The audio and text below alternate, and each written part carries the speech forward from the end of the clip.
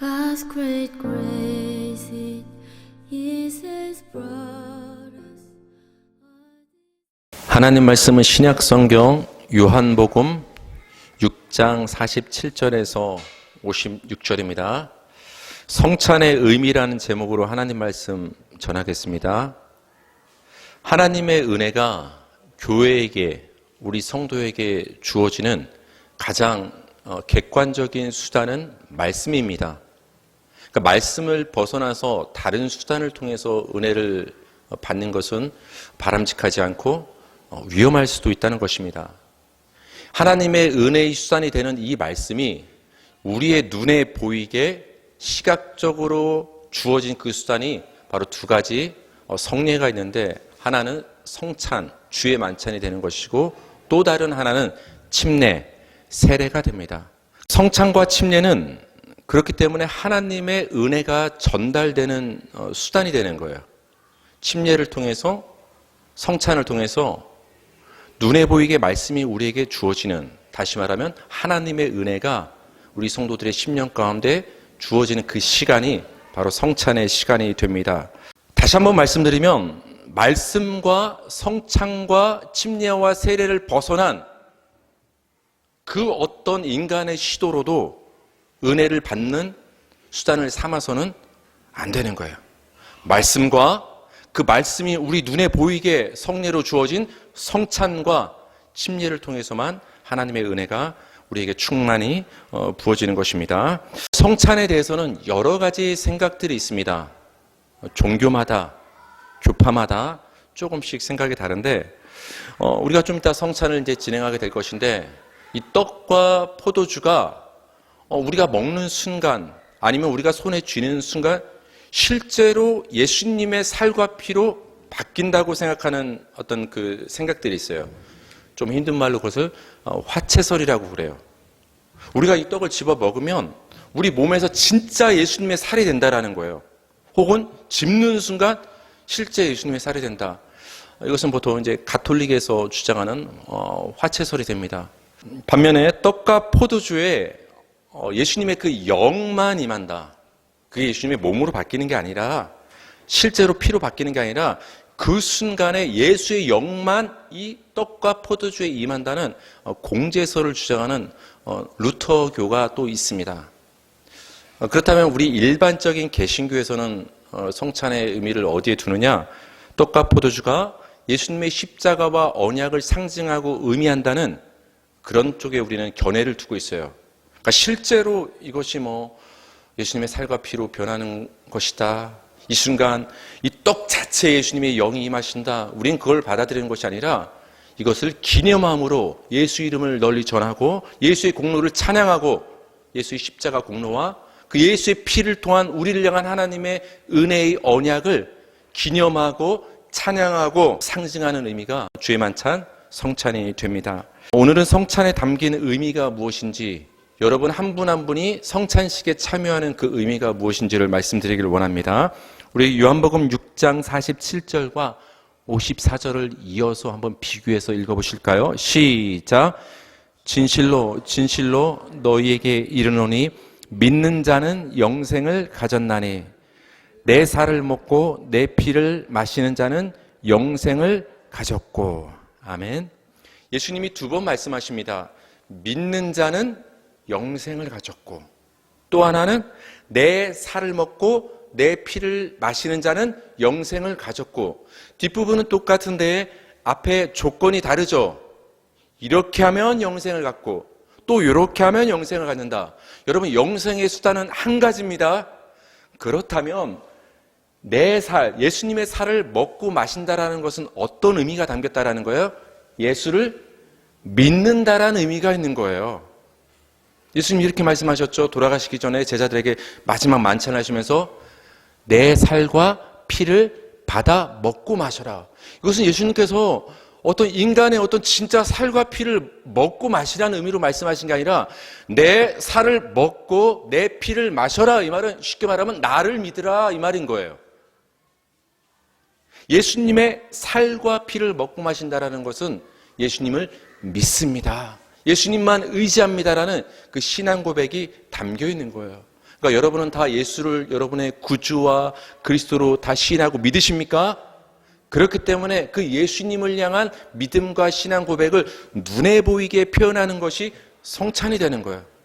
그래서 예수를 믿는 모든 자는 이 성찬에 참여함으로 예수님을 향한 여러분의 믿음을 표현할 수 있어야 되는 것이죠. 우리 요한복음 6장 56절 다 같이 시작. 내 살을 먹고 내 피를 마시는 자는 내 안에 거하고 나도 그의 안에 거하나니.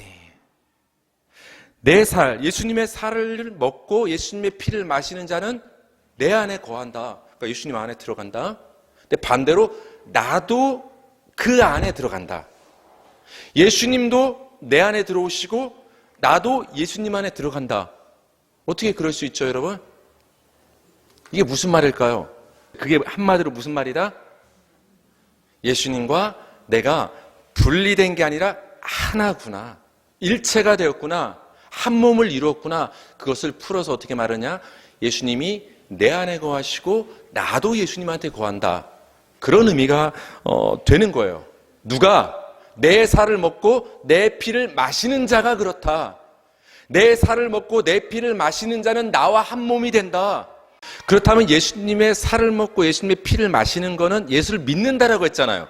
그러니까 예수를 믿는 자는 모두 예수님과 한 몸이 된 거예요.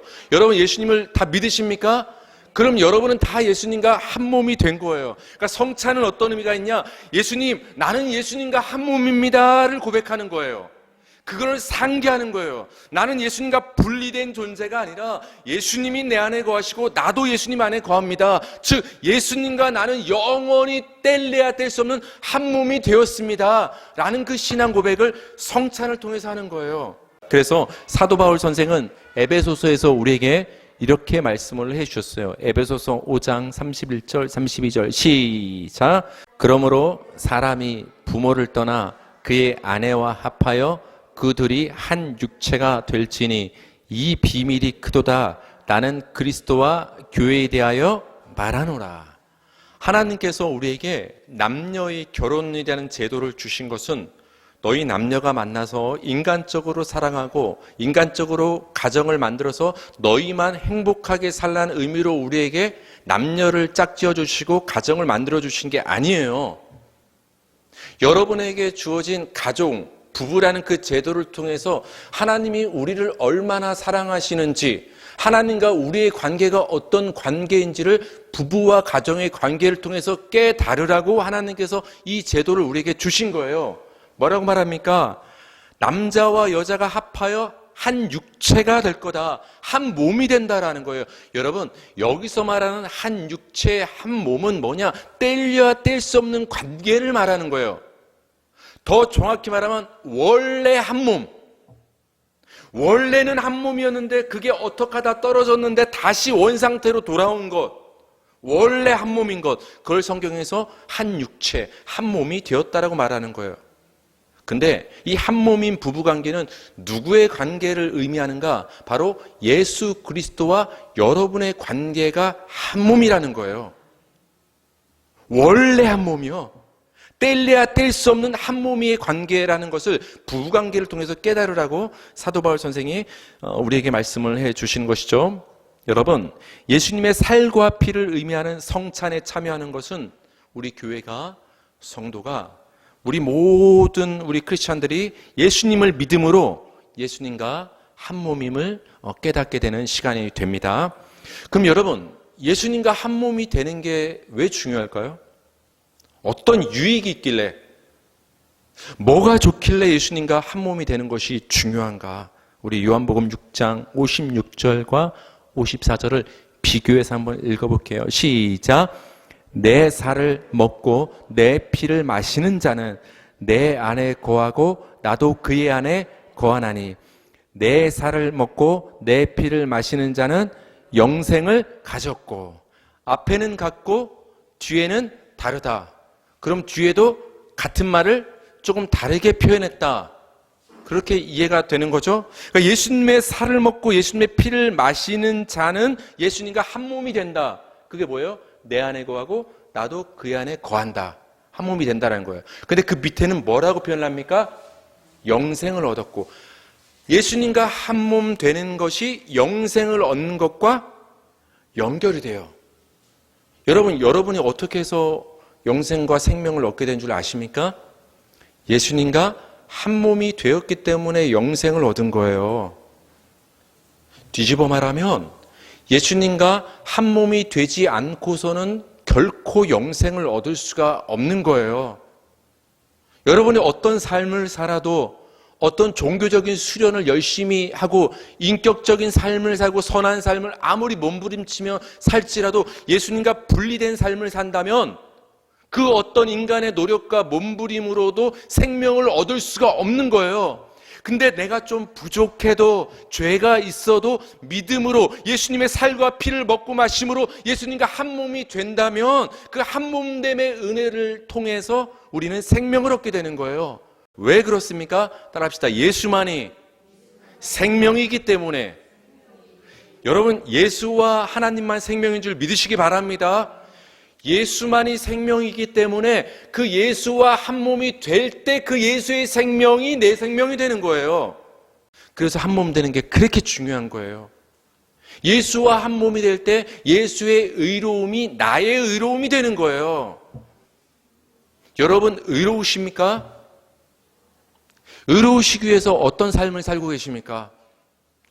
여러분, 하나님은 여러분이 어떤 도덕적인, 율법적인, 인격적인 삶을 살았느냐를 보고서 너는 의롭구나. 아니야, 너는 좀 불의하구나. 우리 행위로 판단하시는 분이 아니에요. 여러분이 예수 안에 있으면, 예수와 한 몸을 이루었으면 여러분은 의롭다 인정을 받는 거예요. 왜요? 예수가 의로우신 분이시니까 예수와 한 몸을 이룸으로 예수의 의로움이 여러분의 의로움이 되는 거예요. 예수의 거룩함이 여러분의 거룩함이 되는 거예요. 그래서 우리 성도들이 획득하게 되는 모든 성경에 기록된 구원, 생명, 의로움, 선함, 거룩함, 이 모든 것들은 우리의 노력으로 외부에서 얻어내는 것들이 결코 아니라 예수와 한 몸이 될 때 예수의 것이 내 것이 되는 거예요. 여러분, 그게 기독교입니다. 다른 종교와 분명한 차이가 여기에 있는 거예요. 모든 종교는 인간의 공로와 노력과 인간의 행위와 수련을 통해서 스스로 뭔가를 얻어내는 것이 세상의 종교지만 우리 기독교는 은혜의 종교 아닙니까? 믿음으로 살과 피를 먹고 마심으로 예수와 한 몸이 될 때 은혜로 예수의 것이 내 것으로 주어지게 되는 것입니다. 그래서 여러분, 예수님과 믿음으로 예수님의 살과 피를 먹고 마심으로 한 몸이 되는 것이 이렇게 중요한 것입니다. 예수님의 살과 피를 먹고 마심으로, 즉 예수님을 믿음으로 우리가 예수님과 한 몸을 이룬다면 나만 예수님의 살과 피를 먹고 마시는 게 아니잖아요. 왜 우리가 옆에 있는 공동체 지체들을 왜 사랑해야만 하는가? 그 이유가 분명히 있어요. 그 이유가 있어요. 그 이유는 뭐냐? 나만 믿음으로 예수와 한 몸이 된 게 아니라 내 옆에 있는 우리 신앙의 공동체 지체들도 그들도 예수를 신앙 고백함으로 그들도 예수님과 한 몸 된 사람들이라는 거예요. 단순한 자연인이 아니고 단순한 부모, 자녀, 형제, 어떤 교우가 아니라 내 눈앞에 보이는 이들도 나처럼 예수를 믿음으로 예수님의 살과 피를 먹고 마심으로 그들도 예수님과 한 몸 된 사람들이라는 거예요. 그런데 우리가 어떻게 그들을 무시할 수 있고 함부로 대할 수 있느냐는 거예요. 그러니까 여러분, 함부로 대하지 마시기 바랍니다. 그들이 완전 예수라 이렇게 말할 수는 없지만 그들은 예수와 한 몸 된 자들이 되는 거예요. 나도 예수와 한 몸이 되고 저 사람도 예수와 한 몸이 된 거예요. 우리 모두는 예수와 한 몸 된 공동체가 되는 거예요. 성찬을 통해서 우리는 그걸 깨닫고 고백하는 거예요. 여러분이 좀 이따 한 분 한 분씩 나와서 성찬에 참여할 텐데 그것은 나와 예수님의 관계를 넘어서 지금 나와 더불어 성찬에 참여하는 이 모든 공동체가 나와 분리된 것이 아니라 이들도 예수를 중심으로 예수를 매개로 해서 나와 하나 된 자들이구나. 우리 모두는 하나구나. 따로따로가 아니구나. 저들이 눈물을 흘리면 나도 눈물을 흘릴 수 있어야 되고 저들의 기도 제목이 있으면 그들의 기도 제목이 내 기도 제목이 될 수 있어야 되고 그들이 애타게 기도하고 있으면 나도 그들을 위해서 기도할 수 있어야 되고 그들이 기뻐하면 나도 기뻐할 수 있어야 되고, 우리가 분리된 주일날 한번 나와서 드리는 단순한 인간 공동체가 아니라 예수의 살과 피를 중심으로 예수뿐만 아니라 우리끼리도 한 몸 된 공동체라는 것을 깨닫고 인정하고 표현하는 그 시간이 성찬의 시간이 되는 거예요. 성찬의 시간이. 마태복음 26장 27절에서 28절 다 같이 읽겠습니다. 시작. 또 잔을 가지사 감사 기도하시고 그들에게 주시며 이르시되 너희가 다 이것을 마시라. 이것은 죄 사함을 얻게 하려고 많은 사람을 위하여 흘리는 바 나의 피 언약의 피니라. 최후의 만찬 돌아가시기 전에 성찬을 하시던 예수님은 내 피가 많은 사람을 대속하는, 그렇기 때문에 흘려야만 하는 대속의 피, 언약의 피라고 예수님께서 말씀하십니다. 그냥 피가 아니라 무슨 피요? 언약의 피. 성경은 계속해서 약속, 언약을 얘기합니다. 그럼 여러분, 예수님 피가 왜 언약의 피일까요? 우리 마지막으로 출애굽기 24장 5절에서 8절 다 같이 읽겠습니다. 시작. 이스라엘 자손의 청년들을 보내어 여호와께 서로 번제와 화목제를 드리게 하고 모세가 피를 가지고 반은 여러 양푼에 담고 반은 제단에 뿌리고 언약서를 가져다가 백성에게 낭독하여 듣게 하니. 8절. 모세가 그 피를 가지고 백성에게 뿌리며 이르되 이는 여호와께서 이 모든 말씀에 대하여 너희와 세우신 언약의 피니라. 지금 신약에서 예수님이 내 피는 언약의 피라고 말씀하시는데 구약 성경을 보니까 이스라엘 백성과 모세가 출현하는데 그때도 언약의 피라는 단어가 등장을 하고 있어요. 모세가 하나님께 율법을 받았습니다. 받아서 다 적었습니다. 다 적어서 적은 다음에 이걸 기념하기 위해서 번제와 화목제를 드립니다. 짐승을 잡은 거죠. 짐승을 잡으면 여러분 뭐가 나와요? 피. 그 피를 받아서 절반으로 나눴습니다. 그리고 절반은 제단에 뿌립니다. 절반은. 그리고 나서 백성 앞에서 하나님께 받아서 기록한 그 언약서, 율법서를 모세가 대표로 백성 앞에서 읽어줍니다. 하나님의 언약은 너희를 향한 약속은 이거다라고 언약서를 읽어줍니다. 그리고 나서 나머지 양푼에 담긴 그 짐승의 피를 백성에게 뿌립니다. 뿌리면서 모세가 어떤 말을 하냐? 너희와 세우신 언약의 피다. 그러니까 피는 뭘 의미하냐? 하나님과 너희 사이에 약속이 주어졌다. 이 피가 증거다. 이 피가 증거한다. 하나님이 너희를 선택하셨고 하나님이 너희를 돌보시고 하나님이 너를 구원하시고 하나님이 너희의 하나님과 아버지가 된다는 그 증표와 그 표가 되는 것이 바로 이 피다. 그래서 이거는 그냥 피가 아니라 약속 언약의 피가 된다. 근데 오늘 예수님께서 성찬을 하시면서 자신의 피를 가리켜서 뭐라고 말씀하십니까? 내 피가 언약의 피다. 그렇다면 그 옛날 모세가 언약을 낭독할 때 백성에게 뿌렸던 그 짐승의 피는 예수님의 피를 상징하는 거예요. 여러분이 성찬에 참여해서 예수님의 피를 마실 때 그것은 어떤 의미가 있느냐? 우리와 하나님과 내 옆에 있는 성도들은 함께 한 몸을 이룬 언약 공동체구나. 무슨 공동체요? 언약 공동체. 교회는 언약 공동체예요. 예수의 피가 뿌려진 언약 공동체예요. 그러니까 예수의 피를 빼놓고 하나님의 약속과 언약을 빼놓고는 모일 이유가 없는 게 교회 공동체예요. 하나님의 말씀을 꽉 붙잡고 예수의 피 공로를 꽉 붙잡고 그 언약의 피를 최우선시한 다음에 그 다음에 인간적인 교제가 있든지 뭐가 있는 거예요.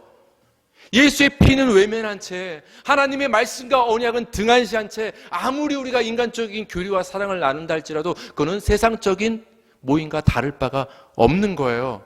여러분, 우리 교회뿐만 아니라 이 땅에 존재하는 모든 하나님의 교회는 언약 공동체임을 믿으시기 바랍니다. 성찬은 하나님의 말씀이신 예수님에 대한 믿음의 표현이 됩니다. 또 성찬을 통해서 나와 예수가 뗄래야 뗄 수 없는 한 몸이 되었음을 깨닫게 되는 시간이 성찬의 시간이 됩니다. 한 발짝 더 나아가 이 성찬에 참여함으로 나와 예수님뿐만 아니라 내 옆에 있는 우리 신앙 공동체가 다 같이 예수를 머리로 하는 한 몸 언약 공동체가 되었음을 깨닫고 인정하고 찬송하고 감사하는 시간이 바로 성찬의 시간이 됩니다. 여러분, 날마다 예수의 살을 먹고 예수의 피를 마시기 바랍니다. 예수를 믿기 바랍니다. 예수님과의 한몸 됨에서 나오는 그 은혜로 한 주를 살아가는 저와 여러분 되기를 주님의 이름으로 축복합니다.